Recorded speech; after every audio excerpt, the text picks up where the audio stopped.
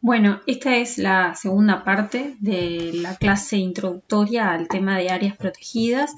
Eh, Ahora que ya hemos visto conceptos más generales sobre la historia de las áreas protegidas, conceptos sobre la planificación sistemática para la conservación y algunas de las características ecológicas que son deseables para áreas protegidas y áreas de conservación en general. Ahora esta parte de la clase se va a centrar en aprender algunos conceptos sobre cómo se trabaja en la zonificación de un área protegida, que es algo fundamental para un manejo adecuado y para la conservación efectiva de los objetos de conservación. Vamos a ver qué es la zonificación. Bueno, la zonificación entonces puede ser, como dice aquí, descrita como una parte del proceso de ordenamiento territorial, más en general de una región, es decir, no únicamente adentro del área protegida, sino en lo que tiene que ver con su entorno. También entonces se planifica cómo zonificar el área y, por ejemplo, zonas aledañas como puede ser una zona de amortiguación y cuáles son las conexiones que va a tener el área protegida y sus distintas subzonas con el exterior, cómo va a ser la dinámica. Eso dependerá en gran medida también de las categorías que estuvimos viendo. Bueno, entonces la zonificación consiste en definir zonas con un manejo o destino homogéneo que en el futuro serán sometidas a normas de uso diferenciales. Esto quiere decir, obviamente, una zona más prístina o núcleo, donde hay, por ejemplo, poblaciones de una especie amenazada, tendrá una clase de manejo con restricciones más altas a los usos antrópicos que una zona que está aledaña a la zona de amortiguación del área. Bueno, para generar esta zonificación se integran distintas fuentes de información que pueden ser cuantitativas, pero también cualitativas del conocimiento de la región o de las personas que habitan el área o de las dinámicas. Y bueno, y en base a esta integración de información es que eventualmente se genera la propuesta de zonificación. Acá, por ejemplo, hay un ejemplo de cómo se puede hacer para usar datos de cuestiones. Pueden haber zonificaciones productivas, urbanas, ambientales, económicas o ecológicas. Esto es un ejemplo. La zonificación no solo es un proceso que obviamente se aplique a áreas protegidas, sino primero se hace una planificación sistemática para la conservación, en donde se siguen una serie de pasos para determinar efectivamente dónde es el mejor sitio para instalar mi área protegida en el marco de una red de reserva. Luego se identifican sitios particulares donde se van a instalar. En el ejemplo, por ejemplo, se ve a Uruguay y el Parque Nacional Quebrada de los Cuervos, el paisaje protegido Quebrada de los Cuervos, perdón, y su zona adyacente que se indica con verde, y con un zoom más cercano podemos ver entonces la zonificación efectiva que está ligada a una propuesta de manejo para cada una de las zonas adentro de la Quebrada de los Cuervos. Como hemos visto anteriormente, este proceso de zonificación también es un proceso complejo que involucra, obviamente múltiples personas, desde los gestores del área, los pobladores locales, por ejemplo, organismos departamentales o instituciones de gobierno, entre otros. Pueden haber incluso organizaciones no gubernamentales o organismos internacionales incluso trabajando en un área. Y bueno, y hay distintas instituciones y por ende, obviamente también hay distintos intereses. Entonces, también el proceso de zonificación, entre otras cosas, requiere de que se haga en un proceso de consulta permanente con los actores para lograr llevarlo a una implementación real. Entonces es importante tener en cuenta el contexto ambiental y también el contexto social donde se encuentra el área que queremos zonificar.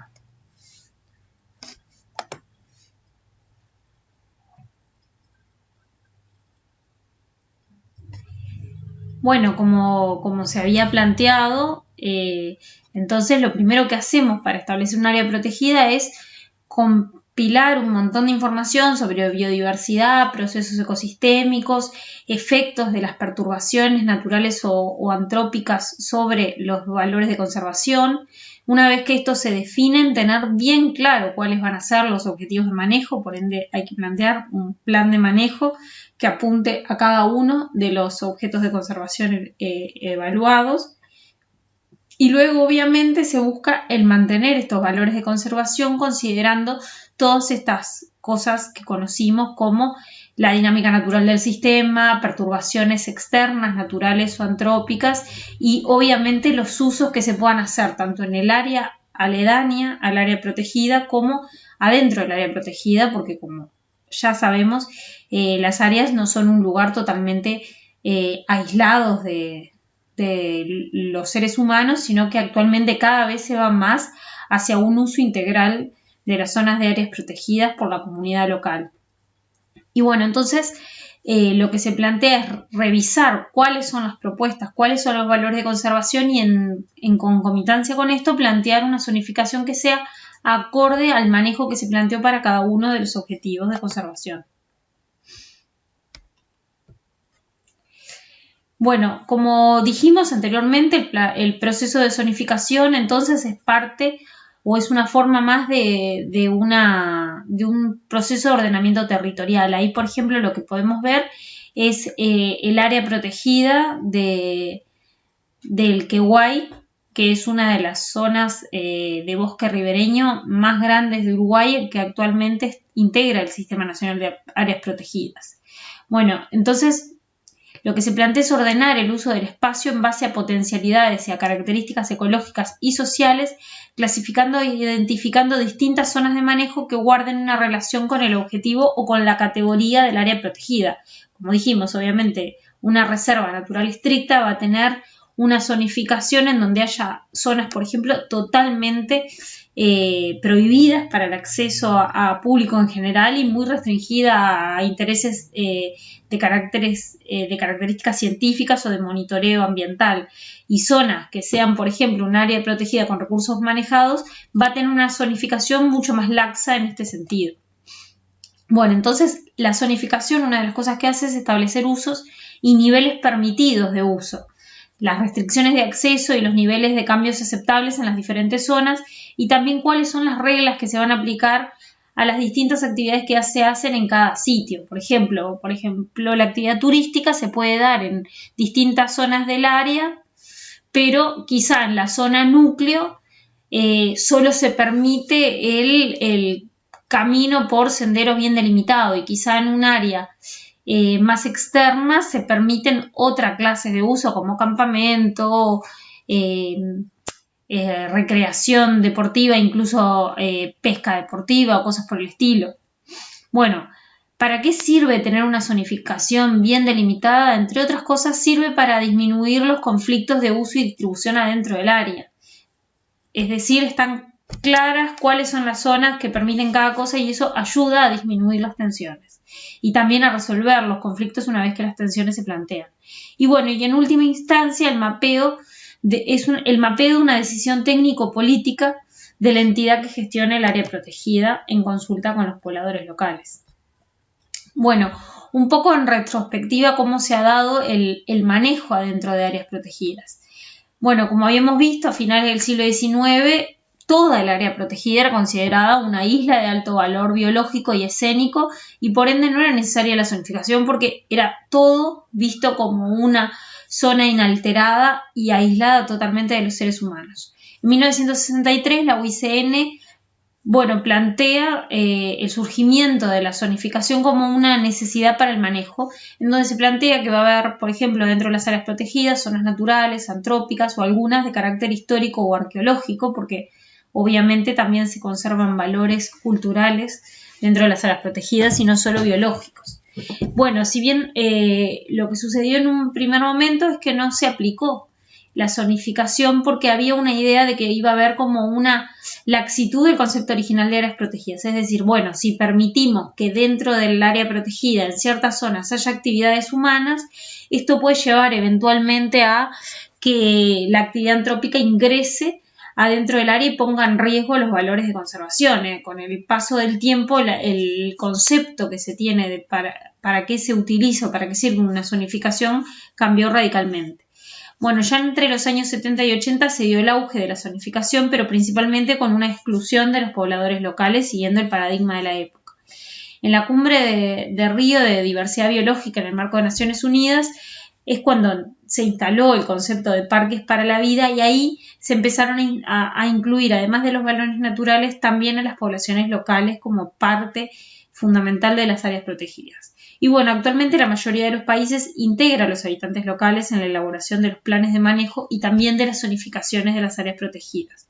Y se busca, por ende, que haya beneficios más allá de fronteras, es decir, que la zona de amortiguación también tenga un rol fundamental en el desarrollo sostenible de la región. En general, las zonas de amortiguación de un área protegida, lo que se busca es que haya un pasaje gradual hacia la actividad antrópica, algo que no siempre se logra, obviamente, porque como yo les comentaba la otra vez, en el área de Villa Soriano prácticamente no había posibilidad de zona de amortiguación, se pasaba directamente a una zona muy intensificada por el cultivo de soja. Pero a lo que se tiende y lo que se trata es que la zona de amortiguación tenga un desarrollo económico, pero con características mucho más sustentables. Bueno, obviamente el uso humano del paisaje es una parte fundamental para establecer las categorías y el manejo adentro de las áreas protegidas. Algunas de las actividades humanas o de uso humano, no solo humanas, pueden ser algunas de las que aparecen aquí. Por ejemplo, en las áreas protegidas se hace investigación, hay una foto de una investigación sobre campo natural en Quebrada de los Cuervos. Bueno, ni que hablar, turismo y recreación, hay unas imágenes, por ejemplo, de Cabo Polonio, o mismo, como ven ahí, el Parque Roosevelt, que es considerado un parque nacional, tiene adentro actualmente Alandia, ¿verdad?, donde se hacen un montón de actividades turísticas. Asimismo, las áreas protegidas se usan como producción. De hecho, hay un artículo que dentro de lo que vamos a ver en los seminarios, que se centra en el manejo del ganado adentro de un área protegida como es Esteros de Farrapo.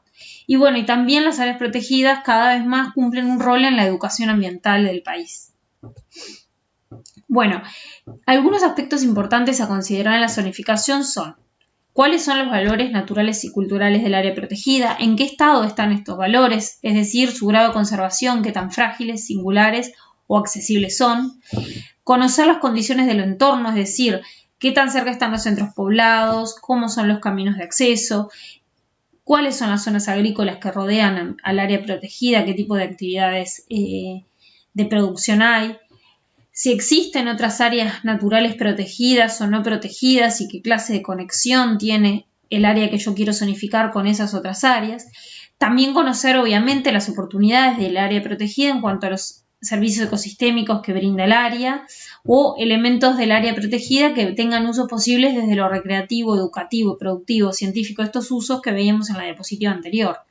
A su vez, también es muy importante para zonificar conocer cuáles son las demandas de usufructo actuales o potenciales que la sociedad pueda tener en el área. Si el área está, pongámosle, sobre un área de prioridad forestal o sobre un área, por el contrario, de un valor altamente productivo, quizá tenga presiones hacia la producción ya en la actualidad y que puedan eventualmente intensificarse a futuro. Bueno, toda esta clase de cosas son importantes como ponerlas sobre la mesa cuando se va a hacer una zonificación. Y bueno, y asimismo, bueno, cuáles son las necesidades vigentes para asegurar la conservación de estas muestras y componentes de patrimonio natural y cultural de la región. Esta propuesta que se ve acá es la propuesta típica de la UNESCO para la zonificación de las reservas de biosfera, que fue ampliamente tomada para la zonificación de áreas protegidas y que de hecho hoy sigue estando como en el núcleo central de cómo se genera una zonificación adentro de un área protegida. Las reservas de biosfera, que las habíamos visto en una de las clases introductorias, entonces se propone que existe una zona núcleo en donde se espera que haya una protección a largo plazo de valores ecológicos, biológicos y culturales, una zona de amortiguación en donde hay distintos usos y ya se integra la actividad humana y la zona de transición donde incluso ya existen, por ejemplo, centros poblados. ¿Está? Esas son las 3 zonas. Bueno, la zona núcleo, acá hay como un detalle de cada una de las zonas. Una está dedicada a la protección a largo plazo, la otra, como veíamos, a los usos, pero que puedan ser compatibles, obviamente, con actividades, con prácticas ecológicas. Ahí hay algunos ejemplos. Y bueno, y ya en las zonas de transición se espera un desarrollo de uso sostenible de recursos con actividades productivas, centros poblados, comunidades locales y distintos organismos generando desarrollo de características sostenibles en esa zona. Un ejemplo es en Uruguay, la Reserva de Biosferas Bañados del Este, que fue declarada por UNESCO en 1976, que obviamente es una región muy grande, como pueden ver. Hay muchos departamentos involucrados adentro del área, es prácticamente toda la región este. Fue declarada reserva de biosfera y obviamente no tiene un único núcleo, no sigue el esquema anterior, sino que sería como si fueran múltiples zonificaciones. Entonces, básicamente, el área de Bañados del Este tiene múltiples zonas núcleo que son áreas protegidas o parques nacionales adentro de la reserva de biosfera, y en torno a esto se han ido estableciendo zonas de amortiguación y transición. Bueno, en el caso de la reserva de Bañados del Este, no existen atributos para diferenciar claramente cuáles son las zonas de amortiguación y ya cuáles son las zonas de transición. Existe una gran zona de amortiguación que generalmente está rodeada por 5 kilómetros de zona de transición, pero en general no se distinguen en cuanto a lo que tiene que ver con su gestión. Entonces, digamos, en este ejemplo de los Bañados del Este, en Uruguay, hay unas zonas núcleos que son múltiples, son reservas, y después la zona de amortiguación y transición, digamos que vendrían a ser como una única zona que no son distinguibles de su gestión. Bueno, la zonificación en general, conocida como zonificación por uso o zonificación clásica, lo que plantea, aquí hay un artículo que es como central para este tipo de zonificación, plantea una distribución espacial de diferentes acciones de manejo de un recurso, es decir, el turismo, la investigación, construcción de edificaciones, restauración, monitoreo, se establecerán en distintas áreas dentro de mi reserva. Y las zonas se basan principalmente en usos actuales y eventualmente potenciales de determinado recurso. Entonces, por ejemplo, en esta clasificación por uso se puede distinguir la zona intangible o científica, obviamente dedicada principalmente a la investigación, una zona primitiva, que digamos es una zona bastante prístina, una zona de uso extensivo, que vendría a ser donde se da un desarrollo principalmente de actividades altamente sostenibles, como podría ser, por ejemplo, una ganadería extensiva, una zona de uso más intensivo, y a su vez pueden haber otra clase de zonas como zonas histórico-culturales o zonas de recuperación natural. Por ejemplo, puede ser, en el caso de la Quebrada de los Cuervos, si lo viéramos de esa forma, hace un tiempo hubo una forestación que fue declarada ilegal y que fue, digamos, cosechada por orden judicial, y bueno, y actualmente la zona está en recuperación post cosecha adentro del área. Bueno, esa podría ser delimitada desde este punto de vista como una zona de recuperación natural. Y después se plantean zonas especiales que en general tienen actividades de, por ejemplo, de gestión y administración del área, entre otras. Bueno, acá está un poco, digamos, asociado cada zonificación por uso, qué clase de actividades tienen, un poco lo que yo les mencioné en la diapositiva anterior. Dentro de esta clasificación por uso se deben especificar las siguientes cosas. Un criterio, es decir, el sustento por el cual dicha zona es asignada, por ejemplo, a zona de interés científico o zona de uso extensivo, ¿no? Tiene que haber un criterio que explique de dónde surgió dicha zonificación. Después deben estar establecidas las condiciones, es decir, las características específicas que el ámbito debe mantener y de corresponder indicar los límites dentro de los cuales dichas características pueden variar. Es decir, bueno, se permite hacer turismo o se permite desarrollo de ganadería. Bueno, pero por ejemplo, ¿cuál es la carga máxima permitida para en la zona de uso extensivo tener ganado, ¿no? Entonces se establecen. Y luego las normas de uso que claramente precisa cuáles son las reglas que se deben respetar de acuerdo a las distintas actividades dentro de cada zona. Entonces yo acá lo que les pongo es un ejemplo de imaginarios, digamos, de zonificación de un área protegida. Entonces, por ejemplo, tenemos en esta zona, vamos a subir así. En esta zona primero se establecen cuáles son los componentes de mi área protegida a zonificar. Tengo una zona que tengo pradera, digamos, que vendría a ser la matriz del área. Hay un área de una laguna bastante grande, un bosque nativo que está dentro del área y hay una zona de conservación. Después uno puede mapear en estas zonas, por ejemplo, valores ecosistémicos. Entonces, por ejemplo, en el caso de la laguna se reconocen, por ejemplo, la provisión de agua dulce y que es un área de cría y nidificación de especies migratorias, por ejemplo, en el caso de aves. El bosque nativo, por ejemplo, es una zona de alta riqueza y de especies prioritarias para la conservación y a la forestación es vista como un área de fijación de carbono, por ejemplo.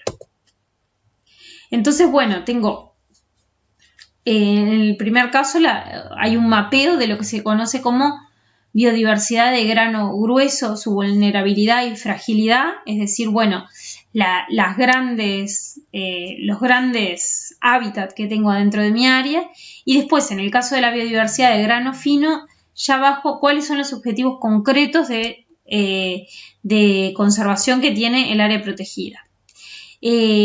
Asimismo, se pueden mapear, por ejemplo, los usos, los derechos y las expectativas que hay adentro de esta área protegida. Entonces, bueno, tenemos mapeados los ambientes que hay, tenemos mapeado cuáles son los valores ecosistémicos y a su vez tengo que mapear cuáles son los usos que se hacen actualmente o que se espera que se hagan y los derechos que van a tener, por ejemplo, los pobladores locales, que muchos pueden ser de carácter histórico. Entonces, por ejemplo, en este ejemplo puede haber una zona que tenga viviendas de pobladores locales desde hace mucho tiempo, hay pescadores en la laguna, en la zona de la laguna y el bosque nativo, por ejemplo, puede haber actividades de turismo, puede ser que dentro de una parte del área exista agricultura familiar, bueno, ni que hablar forestación, como habíamos hablado, y manejo de esa forestación, y, por ejemplo, puede ser que en el área de pradera se dé actividades de ganadería. Y bueno, entonces, como dijimos, es importante tener el uso actual y los derechos previos que ya existían en el área protegida. Cuando se reconoce o identifica un área para proteger, obviamente que es importante entonces conocer, bueno, previamente cuáles eran las actividades del área, porque bajo los criterios actuales no es que uno va a llegar, va a delimitar un área y va a correr todo, sino que esto tiene que jugar un rol importante. A su vez es importante que se identifiquen las expectativas de uso en el proceso de elaboración del plan de manejo y también que esté clara cómo es la tenencia de la tierra, porque eso es fundamental para lograr que haya un éxito en la determinación de un área protegida, pero una vez incluso que el área protegida ya está declarada, que haya un éxito en conservar los valores que se quieren conservar. Si uno no llega a acuerdos, por más que incluso haya una declaración de área protegida, no se va a llegar a un acuerdo. Bueno, entonces, después de que se mapean los ambientes, se mapean los valores de conservación, los valores ecosistémicos, los usos, los derechos, las expectativas, se hace un análisis de viabilidad de la zonificación propuesta. Entonces se pone, digamos, todo un conjunto sobre la mesa, todas estas cuestiones anteriores, y bueno, y ahí es justamente donde tanto los gestores, los usuarios, los financistas, los pobladores locales, los productores, los conservacionistas, todos, entonces deben formar parte de este proceso complejo de llegar a una zonificación que sea viable y que, si bien quizá no sea de consenso, logre conformar o logre llegarse a acuerdos entre todos los usuarios del área. Entonces, bueno, luego de estas etapas, para lograr la zonificación, entonces se propone una zonificación. En este caso del ejemplo que yo les planteo, entonces se plantean en ese áreas que son consideradas como silvestres, ¿verdad? Entonces, por ejemplo, el bosque nativo es considerada como zona silvestre. Después hay, por ejemplo, zonas de uso especial, como pueden ser las áreas de administración o el área de conforestación, el área de uso especial donde hay viviendas que ya estaban preestablecidas en el área, o un área de uso especial donde se mantiene la agricultura familiar, pero de repente para esa área se establece el no uso de determinados agroquímicos, se hace una transformación hacia un modelo cada vez más agroecológico.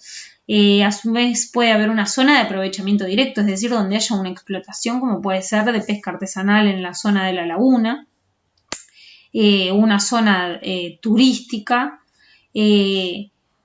Bueno, en el caso de la pradera puede mantenerse como una zona de aprovechamiento directo también desde uso ganadero con baja carga, ¿no? Y con determinado manejo.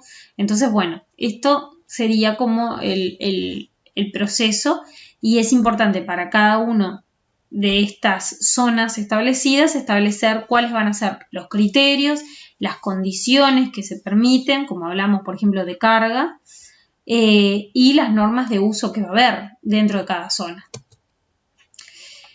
Bueno, entonces la propuesta, acá les dejo para que ustedes vean en este ejemplo, entonces quedan establecidas las zonas, por ejemplo, las distintas zonas silvestre, área de aprovechamiento directo, turístico o de uso especial, ¿no? Hay, por ejemplo, un área silvestre de monte, un área silvestre de laguna, y acá yo les pongo cuáles son para los tres el ejemplo de cuál sería el criterio, la condición y la norma de uso. Entonces, por ejemplo, para la zona silvestre de bosque nativo, el criterio es que es un bosque nativo con especies prioritarias y que además es un área de importancia para las aves, que IVA es la sigla en inglés.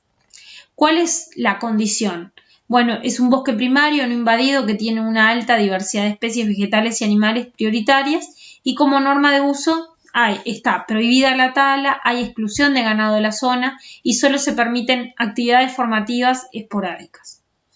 En el caso de, vamos a poner otro, de aprovechamiento directo de la pradera, bueno, el criterio es que es una zona de ganadería extensiva tradicional que se hace en base a campo natural. Las condiciones es que es una pradera o un campo de buena condición con una alta cobertura y varios estratos y la norma de uso es que se debe mantener una carga baja, no se van a permitir instalaciones para ganadería intensiva. Y bueno, entonces esta zona, por ejemplo, es de aprovechamiento directo de la pradera.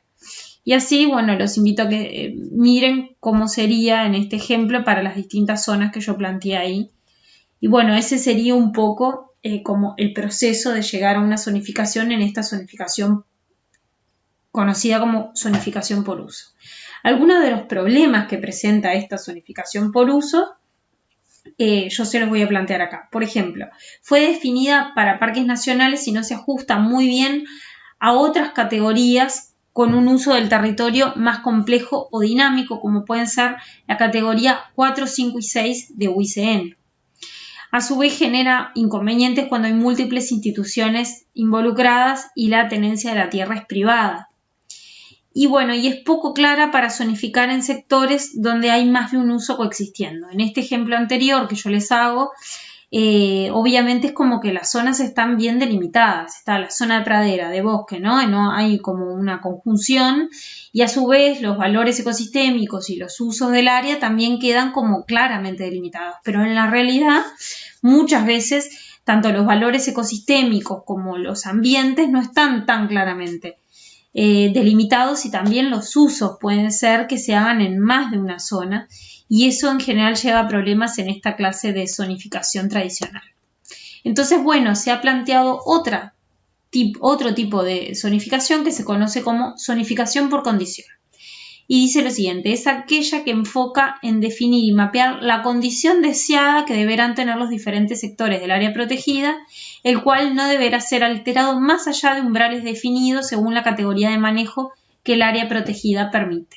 Entonces, es decir, en vez de mirar al área protegida por ambiente y como de una forma estática, lo que se mira es, bueno, yo establecí esta área protegida porque creo que tiene determinados valores y dichos valores son los que yo quiero mantener y conservar. Y para mantenerlos y conservarlos requiero de mantener una condición mínima para cada uno de mis objetos de conservación que no atenten contra los valores de conservación en cuanto a usos. Entonces permite implementar cualquier tipo de uso en una zona determinada siempre que no altere la condición deseada, si está permitido por la normativa, obviamente. Distribuye los usos y sus formas, por ejemplo, tipos de agricultura en el espacio, y lo supedita más bien a los estados de conservación que deberán alcanzarse a partir de ellos. Es decir, no plantea acá no se puede hacer agricultura, sino dice, bueno, sí se puede hacer agricultura siempre y cuando no se traspase este límite de condición deseada. Bueno, en base a la condición deseada, entonces es que se establecerán las reglas de relacionamiento del usuario o habitante con el recurso o ecosistema, y claramente uno de los temas fundamentales para lograr esta zonificación por condiciones que requiere de un plan de manejo dinámico y sobre todo de un muy fuerte monitoreo de los estados de conservación de los objetos de conservación. Claramente, si yo permito que las actividades se hagan en distintas zonas y lo que planteo es que se pueden hacer en cualquier lado de las actividades siempre y cuando se mantenga una condición deseada, yo tengo que estar monitoreando las condiciones de mis objetos de conservación para saber si se encuentran dentro de lo establecido en la categoría del área protegida y en el plan de manejo. Porque si las actividades que yo estoy permitiendo que se hagan en distintas áreas dentro del área protegida están atentando o alteran la condición del objeto, yo rápidamente tengo que cambiar los usos adentro del área. Entonces, bueno, una de las cosas que tiene es que requiere un monitoreo muy alto de los objetos de conservación, y esto en general suele ser difícil. En el caso, bueno, acá en este ejemplo yo les planteo la zonificación por uso y la zonificación por condición mostradas como en cuanto a sus diferencias en la misma área, y una propuesta por uso y una propuesta por condición. Por ejemplo, en la zonificación por uso, como dijimos, son zonas, ¿no? Zona administrativa, zona de uso turístico, zona de protección absoluta. En general, estas zonas están separadas una de las otras. Y, por ejemplo, distintas actividades van por senderos separados. Y, en general, falta de integración de las actividades humanas en toda el área protegida. En el caso de la zonificación por condición, por ejemplo, distintas actividades pueden utilizar senderos compartidos y eventualmente se permite cualquier uso que sea compatible con el objetivo de conservación. Entonces, voy a tener zonas mucho más medidas por el grado de impacto permitido y no tanto como por un uso determinado. Al tema de la zonificación, vamos a ver entonces qué establece la ley uruguaya. En particular, la ley de 17.234, que es la que estableció la creación del SNAP, en el artículo 8, que es sobre medidas de protección, establece que el Poder Ejecutivo, a través del Ministerio de Vivienda, Ordenamiento Territorial y el Medio Ambiente, podrá establecer las siguientes limitaciones o prohibiciones respecto a las actividades que se realicen en las áreas comprendidas en el Sistema Nacional de Áreas Protegidas y las zonas adyacentes. Como verán, entonces, la ley plantea ciertas potestades para el Ministerio de Medio Ambiente, que calculo yo que ahora con el nuevo ministerio se transferirán a este nuevo ministerio, de regular no solo las actividades adentro de las áreas, sino también en las zonas adyacentes. Esto es importante. A su vez, el artículo 12 de la ley, que habla sobre los planes de manejo, plantea que el Ministerio de Vivienda, Ordenamiento Territorial y Medio Ambiente, a propuesta de la DINAMA, establecerá las pautas y planes generales correspondientes para cada categoría de áreas naturales protegidas y para la región adyacente. Otra vez se le otorga al Poder Ejecutivo, a través del Ministerio de Medio Ambiente, entonces, la regulación de las pautas y planes de uso dentro de estas áreas protegidas. Y bueno, y el decreto reglamentario del año 2005 que estableció la reglamentación del SNAP, en su artículo 9, plantea pautas para el plan de manejo y condiciones generales de uso y la delimitación de un plano o una escala adecuada de la zona adyacente si correspondiera en conformidad con lo dispuesto en el presente decreto. Así que bueno, digamos que lo que tiene que ver con la regulación de las actividades y los usos adentro de las áreas protegidas y en la zona aledaña, en cierta forma está establecido o previsto en la ley y el decreto del SNAP, en el caso de la normativa uruguaya. Bueno, hasta ahora vimos entonces que las áreas protegidas se zonifican y que esta zonificación puede ser por distintas concepciones, que la más tradicional y ampliamente usada es la de la zonificación por usos y la otra que es la zonificación por condición. Vimos un poco que entonces que establece la ley y ahora brevemente vamos a hablar de, bueno, algunas metodologías que se utilizan para zonificar las áreas protegidas. En la actualidad, en realidad, se integran diversas fuentes de información.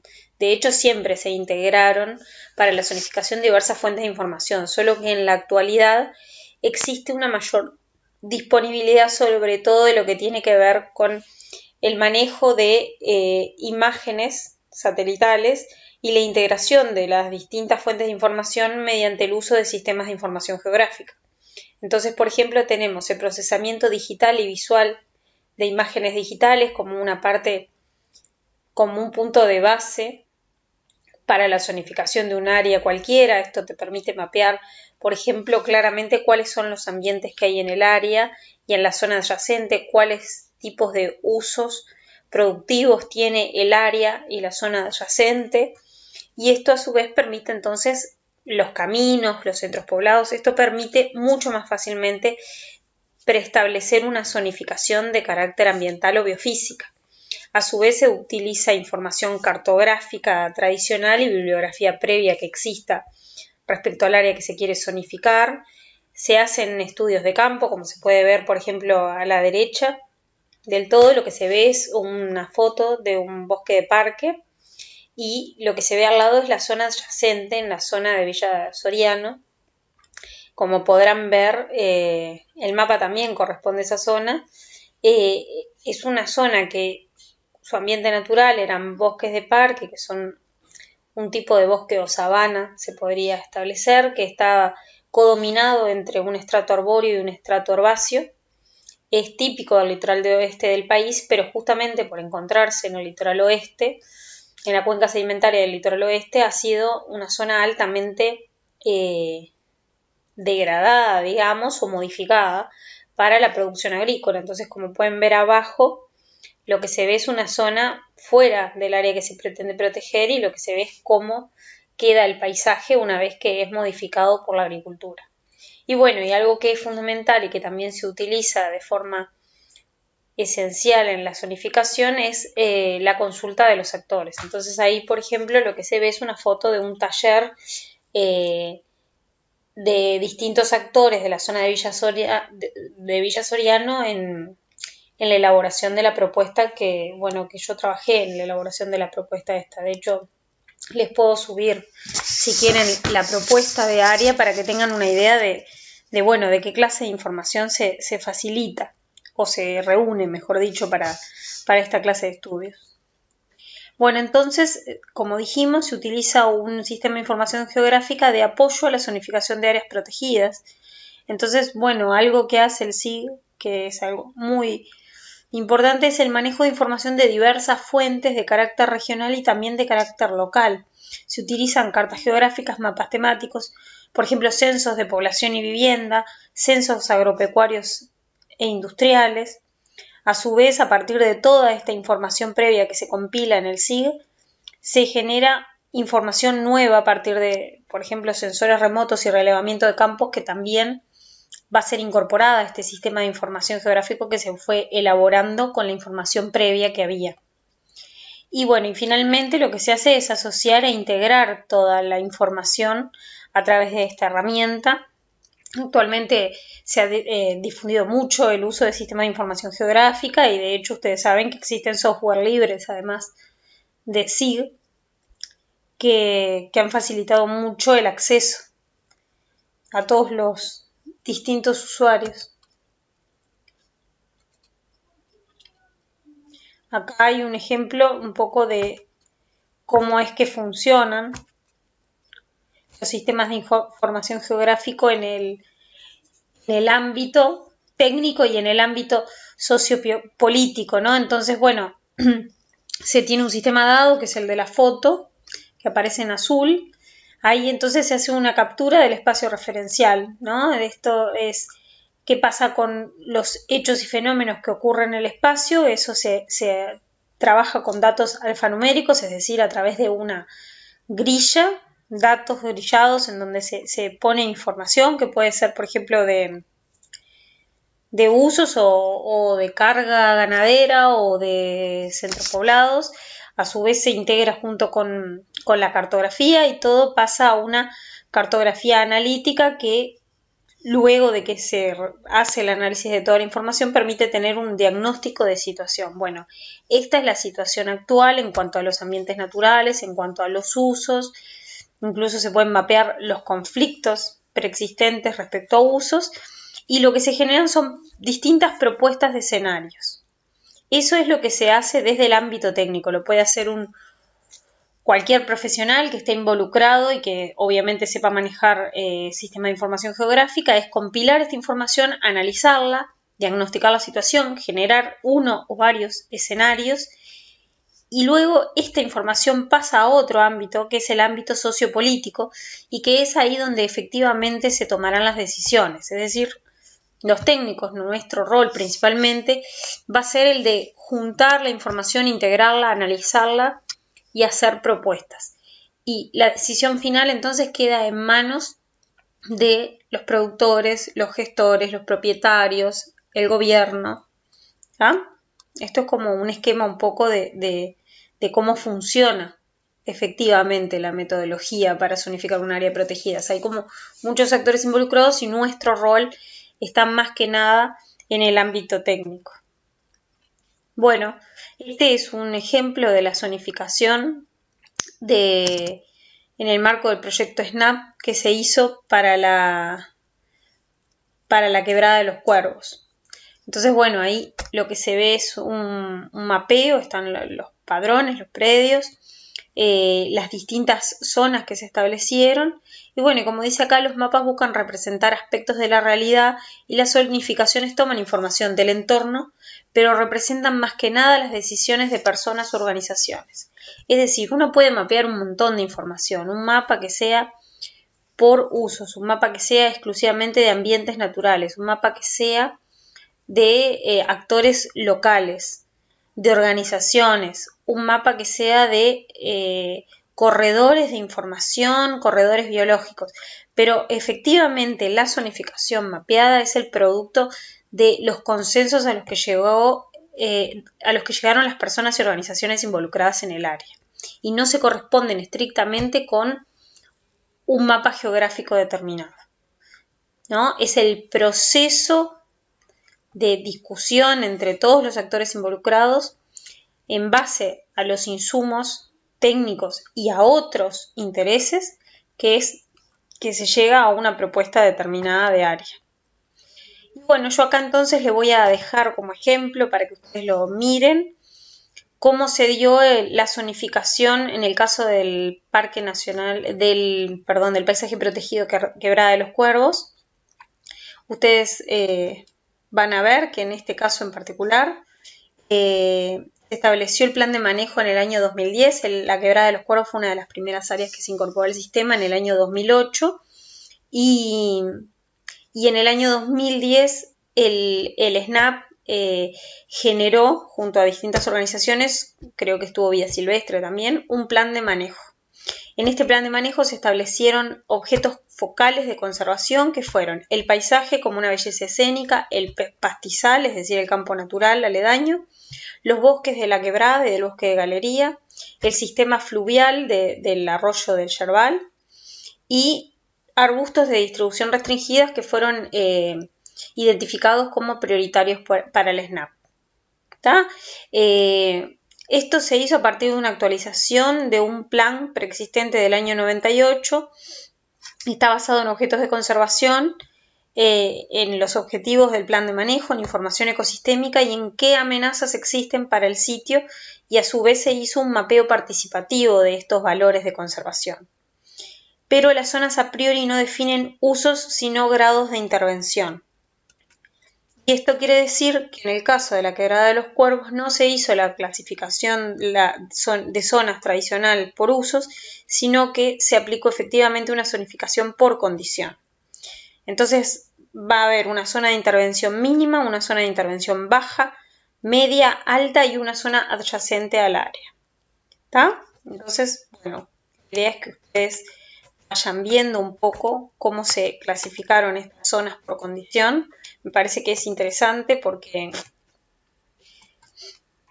es un ejemplo de una forma novedosa de hacer zonificación y que está bastante en línea con la idea que se tiene actualmente de las áreas protegidas, sobre todo en lo que tiene que ver con la integración de los seres humanos dentro de las áreas y de usos sustentables dentro de las áreas. Entonces, bueno, les recomiendo que miren un poco cómo fue que se hizo esa zonificación.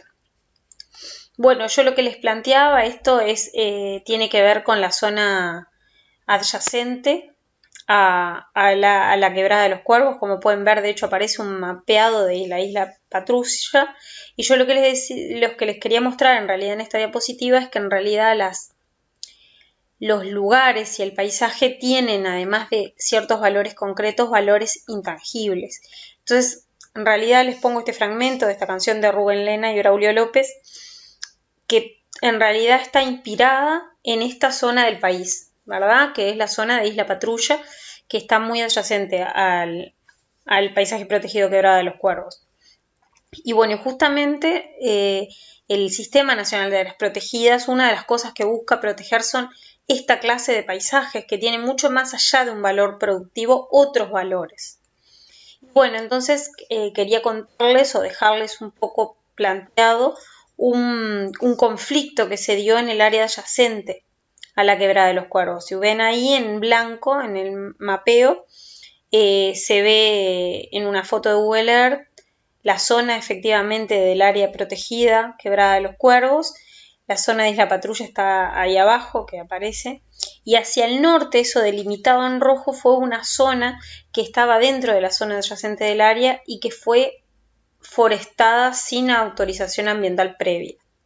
Bueno, el predio pertenecía a la forestal El Arriero Sociedad Anónima, eran unas 274 hectáreas, de las cuales 180 hectáreas fueron plantadas en el 2009 dentro del área adyacente del paisaje protegido, con una densidad de 1020 árboles por hectárea, y la distancia entre filas era de 3,5 metros y de interfilas de 2,8 metros.